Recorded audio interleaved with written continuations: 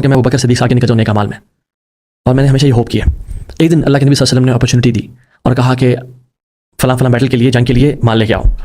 تو عمر بن خطاب نے کہا کہ آج وہ دن ہے کہ میں اپنے گھر کا آدھا مال لے جاؤں گا، تو آئی تھنک آج میں ابوبکر سے آگے نکل جاؤں گا. تو جب عمر بن خطاب آئے تو آدھا مال لے کے گھر کا، فار ایگزامپل اگر وائف کی 2 بینگلز ہیں تو 1 لے آئے، اگر 2 بیڈز ہیں تو 1 بیڈ لے آئے، یعنی ہر چیز میں ڈویژن. تو پوچھا عمر بن خطاب سے کیا لے کے آئے؟ انہوں نے کہا رسول اللہ گھر کا آدھا مال لے کے آ گیا ہوں. اور جب ابوبکر صدیق آئے تو پوچھا کیا لے کے آئے ہو؟ تو انہوں نے کہا رسول اللہ یہ سب لے کے آیا ہوں، اور انفیکٹ کیا چھوڑ کے آئے ہو؟ تو کہتے ہیں ترکت اللہ و رسولہ، میں اللہ اس کے نبی چھوڑ کے آیا ہوں اور کچھ بھی نہیں چھوڑ کے آیا.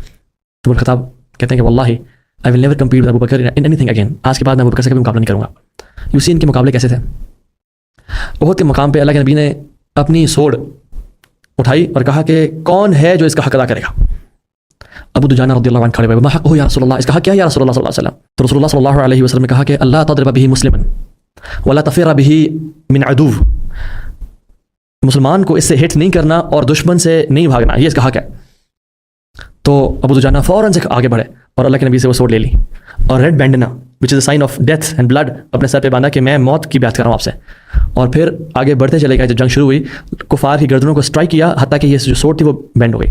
ایک اور واقعہ جس میں اللہ کے نبی صلی اللہ علیہ وسلم امت کے 70,000 لوگوں کا بتا رہے تھے کہ وہ جنت میں داخل ہو جائیں گے بغیر حساب اور کتاب کے، اور ان میں 3 کوالٹیز ہیں، اور چوتھی ہے کہ وہ اللہ پہ توکل کرتے ہیں. تو فوراً سے عکاشہ بن محسن کھڑے ہوئے اور کہتے ہیں کہ یا رسول اللہ ادعو اللہ ان یجعلنی منہم، اے اللہ کے نبی اللہ سے دعا کریں صلی اللہ علیہ وسلم کہ اللہ مجھے ان لوگوں میں سے بنا دے. تو اللہ کے نبی نے کیا کہا صلی اللہ علیہ وسلم انت منہم، تم ان میں سے ہی ہو.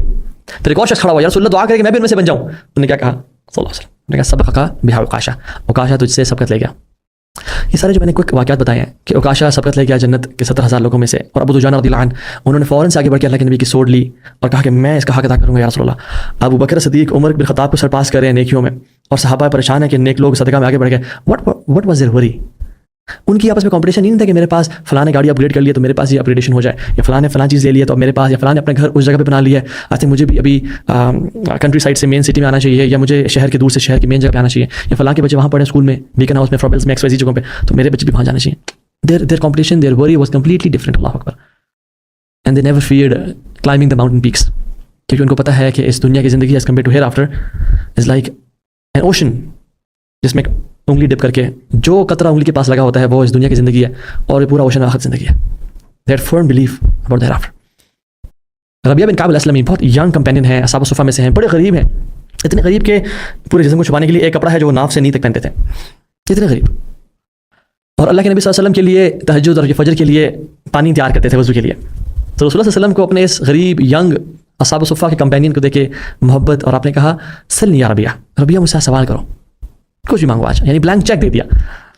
تو ربیہ بن کعب الاسلمی رضی اللہ عنہ کیا یعنی کچھ بھی مانگتے نا تو ان کا وہ کہتے ہیں نا، ربیہ کہتے ہیں یا رسول اللہ عہد کو نا سونے کا بنا دے میرے لیے، وہ میرا ہوگا.